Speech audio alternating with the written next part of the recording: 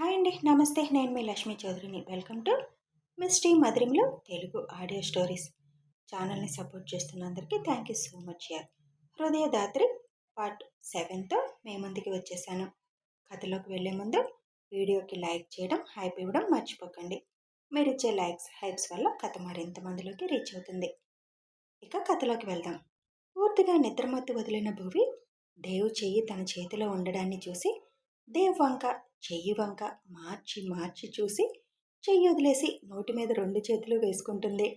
దేవ్ ఏమీ విననట్టుగా Dadri are you okay అని అడుగుతాడు. దానికి భువి నిలువుగా అడ్డంగా పిచ్చిగా తల ఊపుతుంది. ఏమైంది నీకు? రాత్రి నుంచి వింతగా ప్రవర్తిస్తున్నావు. ఒంట్లో ఏమైనా బాగలేదా అని అడుగుతాడు. బాగానే ఉంది దేవ్ గారు అని తడబడుతూ చెబుతుంది. చాలా టైం అయింది, వెళ్ళి ఫ్రెష్ అవ్ అని అంటాడు. హా అంటూ బెడ్ దిగి పరుగున వాష్రూమ్కి వెళ్తుంది. దేవ్ అక్కడి నుంచి ఆఫీస్ రూమ్లోకి వెళ్ళి గట్టిగా నవ్వేస్తాడు. ఎంత నవ్వుకుంటాడంటే కళ్ళమ్మటి నీళ్లు వచ్చేస్తాయి. వాష్రూమ్లోకి వెళ్ళిన భువి, దేవ్ గారు నా మాటలు విన్నారా, వినలేదా? వింటే ఆయన అలా ఎందుకన్నారు?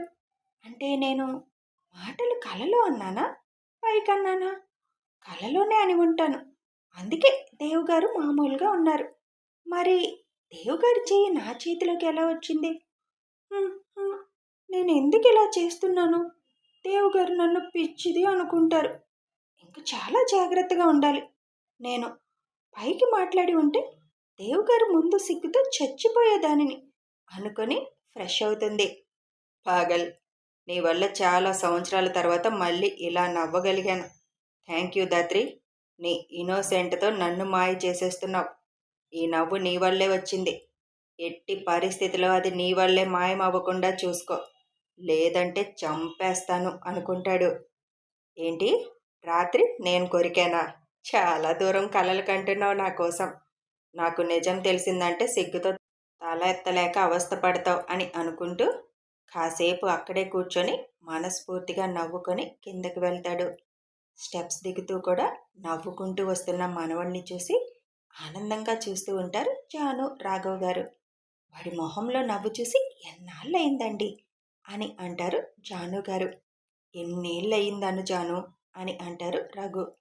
ఇద్దరూ తననే చూడడం చూసిన దేవ్, ఏం డార్లింగ్ అలా చూస్తున్నారు అని అడుగుతాడు. ఏం లేదు దేవ్, నీ నవ్వు చూస్తున్నాను. అదా, తెంగర్ని తెచ్చి నాకు పెళ్లి చేసావు కదా, ఆ తెంగర్ బుచ్చి రాత్రి నుంచి వింతగా ప్రవర్తిస్తుంది అని కావాలని చెబుతాడు దేవ్.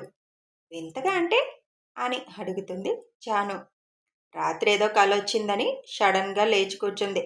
పొద్దునేమో ఇప్పుడు దాకా లేవకుండా తనలో తానే ఏదో కలవరిస్తుంది. ఏమైందని అడిగితే పిచ్చి చూపులు చూస్తుంది. అందుకే నాకు నవ్వు వస్తుంది అంటాడు. అవునా? పెళ్ళేదో కలకి భయపడి రాత్రంతా అదే ఆలోచిస్తూ ఉండి ఉంటుంది. నిన్న హాస్పిటల్లో ఎంతమంది కళ్ళు పడ్డాయో. దిష్టి తగిలి ఉంటుంది. కిందకి రాగానే దిష్టి తీస్తాను అంటారు జాను. అప్పుడే భువి కిందకి రావడం చూసి, అమ్మ భువి ఇలారా అని పిలుస్తారు జాను. మీకు కాఫీ తీసుకొస్తానమ్మమ్మ, ఇప్పటికే మీకు లేట్ అయ్యింది అని అంటుంది. మేం కాఫీ తాగాంలే, నువ్వేం కంగారు పడకు. టిఫిన్ కూడా వంట మనిషి చేసింది ఇవాళ. ఇలారా నువ్వు అని అంటారు. ఇక సైలెంట్గా వాళ్ళ దగ్గరికి వెళుతుంది భువి. రాత్రి ఏదో కలొచ్చి భయపడ్డావంట, పొద్దున కూడా ఏదో పిచ్చిగా బిహేవ్ చేశావంట. ఇలా కూర్చో, దిష్టి తీస్తాను అంటారు జాను. అదేం లేదమ్మమ్మ, ఏదో కల, ఇప్పుడేం లేదు అంటుంది. రంగి, దిష్టి తీసేవి పట్టుకురా అని అంటారు జాను. అలాగే పెద్దమ్మ అని ఒక ప్లేట్లో తెస్తుంది. ముందు ఉప్పుతో, తర్వాత మిరపకాయలతో తీసి, లాస్ట్లో గుడ్డుతో తీసి మొత్తం కాలువలో వేసిరా అని చెబుతారు. అలాగే అమ్మగారు అని రంగి అవి పట్టుకెళ్ళి బయట పడేసి ట్యాప్ దగ్గర కాళ్ళు చేతులు కనుక్కొని లోపలికి వస్తుంది. రంగి వచ్చి ఆంజనేయ స్వామి బొట్టిచ్చి, ఇది పెట్టుకోండి అమ్మా, ఎలాంటి పీడకలలు రావు అని అంటూ ఇస్తుంది. అప్పుడే దేవ్ ఫ్రెష్ అవ్వడానికి పైకి వెళ్తూ భువిని చూస్తూ స్టెప్స్ ఎక్కుతాడు. రంగి అన్న మాటకి దేవ్ వైపు చూస్తూ, అది పీడ కల కాదు, అందమైన కల, కానీ చెప్పుకోలేను అని దేవు తన వైపే చూస్తూ ఉండడంతో కళ్ళు వాల్ చేస్తుంది. అది చూసి దేవ్ నవ్వుకుంటూ పైకి వెళ్ళిపోతాడు. దేవ్ ఆఫీస్కి వెళ్ళాక భువి పనంతా అయ్యాక రూమ్లోకి వచ్చి దేవ్ గురించి ఆలోచిస్తుంది. తన పెళ్ళి అసలు ఎలా అయింది అనే గత ఆలోచనల్లోకి వెళ్ళింది. వాళ్ళమ్మ హాస్పిటల్లో ఉన్నప్పుడు డబ్బులు ఎలా సెట్ చేయాలో తెలియక అవస్థపడుతున్న భువి దగ్గరికి జానకి, రఘు గారు వాళ్ళు వస్తారు. వాళ్ళు ఎలా వచ్చారో చూద్దాం. కల్పన ద్వారా భువి అవసరం తెలిసిన కిషోర్ అప్పటికే జానకి గారు వాళ్ళు దేవు గురించి బెంగతో పెళ్లి చేస్తా అన్నా మారతాడేమో అని ఆలోచిస్తూ ఉంటారు. అప్పుడే కిషోర్కి భువి గురించి తెలిసి తనైతే దేవుకి కరెక్ట్ అని జానకి గారి వాళ్ళతో మాట్లాడతారు. అప్పుడే కల్పనతో కూడా విషయం చెబుతాడు కిషోర్. మొదట కల్పన దేవు గురించి తెలిసి వద్దు అంటుంది, కానీ తర్వాత కిషోర్ చెప్పింది విని అన్నయ్య మారతాడా అని అడుగుతుంది. వాడు చెడ్డవాడు కాదు కల్పు, పరిస్థితులు వాడిని అలా మార్చాయి. భువిని నేను చూస్తున్నాను కదా, అందుకే తనైతే మార్చుకుంటుంది, పైగా గొప్పింటి కోడలవుతుంది అని అంటాడు కిషోర్. కల్పన కూడా ఆలోచనలో పడుతుంది. ఎంత కాదన్నా ఒక్క ఆపరేషన్కే లక్షలవుతున్నాయి. మళ్ళీ ట్రీట్మెంట్ అంతా అయ్యి ఆంటీ బయటికి రావాలంటే చాలా ఖర్చు అవుతుంది. పెళ్లి చేసుకుంటే ఆంటీకి బాగు అవుతుంది, భూమికి ఒక ఫ్యామిలీ ఉంటుంది. అన్నయ్య ఒక్క అమ్మాయిల విషయం తప్ప అన్నిట్లో మంచివాడే, కానీ ఏ ఆడది వేరే అమ్మాయిలతో సంబంధం ఉన్న వాళ్ళని పెళ్లి చేసుకోవడానికి ఒప్పుకోదు. భువి అందులో ఇలాంటి విషయంలో అస్సలు ఒప్పుకోదు. కానీ ఒప్పించాలి అని అనుకుని కిషోర్తో సరే అంటుంది. కిషోర్ జానకి గారి వాళ్ళని భువి దగ్గరికి తీసుకువెళ్తారు. ఆ అమ్మాయి అవసరాన్ని మనం వాడుకుంటున్నాం అని తెలిసినా మనవుడు దారిలోకి రావాలి అంటే తప్పదు అనుకొని ఇద్దరు భువి దగ్గరికి వెళ్ళి విషయం చెప్తారు. భువి మొదట ఒప్పుకోదు. వాళ్ళు ఆలోచించుకొని చెప్పమని వెళ్ళిపోతారు. తర్వాత కల్పన, కిషోర్ కూడా భువితో మాట్లాడతారు. మార్చుకోవడానికి ఆయన మారతారని నమ్మకం ఏంటన్నయ్య? మీరు బెస్ట్ ఫ్రెండ్, మీరు చెప్తే వినలేదు. పెద్దవాళ్ళైన వాళ్ళ నాని వాళ్ళు చెప్తే వినలేదు. నా మాట వింటారని నమ్మకం ఉందా అని అడుగుతుంది. మేమందరం వేరు, నువ్వు వేరు భువి, ఒక్కసారి ఆలోచించు అని చెబుతుంది కల్పన. నువ్వు కూడా అదే చెబుతున్నావా కల్పన? వేరే అమ్మాయిలతో సంబంధం ఉన్న అతన్ని చేసుకోవాలా నేను అంటుంది భువి. దేవుగారు ఆ ఒక్క విషయంలో చేస్తుంది తప్పే. అది కూడా కిషోర్ చెప్పిన దాన్ని బట్టి ఏదో కారణం వల్ల అలా మారారు. ఒక్కసారి మారితే అంతకంటే మంచి మనిషి నీకు దొరుకుతారా? ముందు ఆంటీ గురించి ఆలోచించు అని చెబుతుంది కల్పన. అదే టైంలో హాస్పిటల్ నుంచి ఫోన్ వస్తుంది భువికి. వాళ్ళమ్మ కండిషన్ క్రిటికల్గా మారిందని చెబుతారు. ఆలోచించి ఇక తల్లి కోసం సరే అంటుంది భువి. కిషోర్ వెళ్ళి భువి ఒప్పుకుందని చెప్పగానే దేవుతో ఈ విషయం ఎలా మాట్లాడాలి అని అనుకుంటారు. పెళ్ళంటేనే ఇంతెత్తున లేచే మనవడు ఒప్పుకుంటాడా అని వాళ్ళ భయం.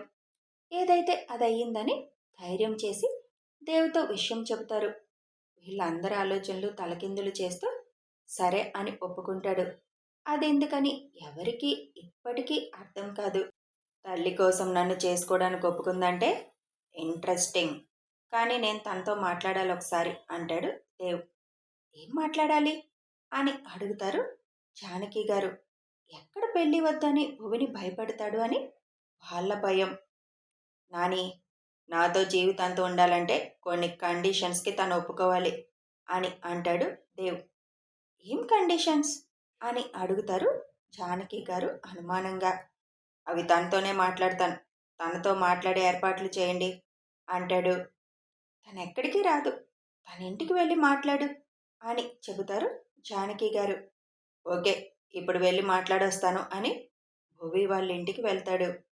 జానకి గారు కిషోర్కి ఫోన్ చేసి విషయం చెప్పగానే కిషోర్ భువికి ఫోన్ చేసి దేవ్ నీతో ఏదో మాట్లాడాలంట, మీ ఇంటికి వస్తున్నాడు అని చెబుతాడు. నాతో ఏం మాట్లాడాలి అని భువి ఆలోచిస్తూ ఉండగానే దేవ్ కారు ఆగిన సౌండ్ వినిపిస్తుంది. భువికి టెన్షన్తో కాళ్ళు చేతులు వణుకుతుండగానే దేవ్ ఆ ఇంట్లోకి అడుగు పెడతాడు. అప్పుడే భువి దేవుని డైరెక్ట్గా చూడడం. అప్పటి వరకు ఆఫీసులో చేసిన ఎప్పుడూ దేవు గురించి వినటమే తప్ప చూడలేదు. ఇప్పుడు మొదటిసారి చూస్తున్న దేవుని చూసి ఎంత అందంగా ఉన్నారు అనుకోకుండా ఉండలేకపోయింది. దేవు కూడా భువిని చూసి అలాగే చూస్తూ ముందుకు అడుగులు వేస్తున్నాడు. ఇద్దరి కళ్ళు కాసేపు కలుసుకున్నాయి. ఇంతలో దేవ్ ఫోన్ మోగిన సౌండ్కి దేవ్ చూపు తిప్పితే భువి కొంచెం తడబడుతూ కూర్చోండి అని కుర్చీ చూపిస్తుంది. ఫోన్ కట్ చేసి ఇల్లంతా ఒకసారి చూస్తాడు దేవ్. ఇల్లు చిన్నదైనా పొందిగ్గా సర్ది నీట్గా ఉంటుంది. ఏం తీసుకుంటారు సార్? కాఫీ, టీ అని అడుగుతుంది. ఇప్పుడు నాకేమొద్దు, డైరెక్ట్గా పాయింట్లోకి వస్తున్నా. నీకు నా గురించి పూర్తిగా తెలుసా అని అడుగుతాడు. తెలుసు అన్నట్లు తల ఊపుతుంది. ఎలా తెలుసు అని అడుగుతాడు. ఆఫీస్లో అందరూ అంటూ ఉంటారు, అలాగే మీ నాన్నమ్మగారు కూడా చెప్పారు అని అంటుంది. మరంతా తెలిసి ఎందుకు ఒప్పుకున్నావు అని అడుగుతాడు. నాకు వేరే ఆప్షన్ లేదు. నా తల్లి బతకడం నాకు ముఖ్యం, అందుకే అంటుంది. మీ అమ్మగారిని బతికించుకోవడానికి నేను ఇంకో ఆప్షన్ ఇస్తాను అంటాడు దేవ్. ఏంటి అన్నట్టు చూస్తుంది. ఈ పెళ్ళి అది లేకుండా ఒక్క రాత్రి నువ్వు నాతో గెస్ట్ హౌస్కి వచ్చే, మీ అమ్మగారికి నేను ట్రీట్మెంట్ ఇప్పిస్తాను అంటాడు. ఆ మాటకి భువి కోపంగా, సారీ సార్, చావనైనా చేస్తాను కానీ అలాంటి పనులు నేను చేయను, మీరు వెళ్ళొచ్చు అని అంటుంది. మరి పెళ్లి చేసుకోవడానికి ఎందుకు ఒప్పుకున్నావు? అది కూడా ఒక విధంగా డబ్బు కోసమే కదా. పెళ్ళి అనేది ఇద్దరినీ కలిపే బంధం, పవిత్ర బంధం. మీ నాన్నమ్మ గారి బాధ నా అవసరం తీరుతుందని ఆ బంధానికి ఒప్పుకున్నాను. కానీ మీ డబ్బు చూసి కాదు.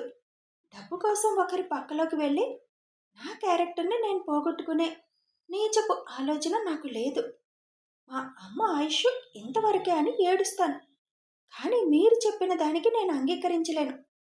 ఇక పెళ్ళైతే నేను అవునన్నా కాదన్నా మీకు నా మీద పూర్తి రైట్స్ వస్తాయి.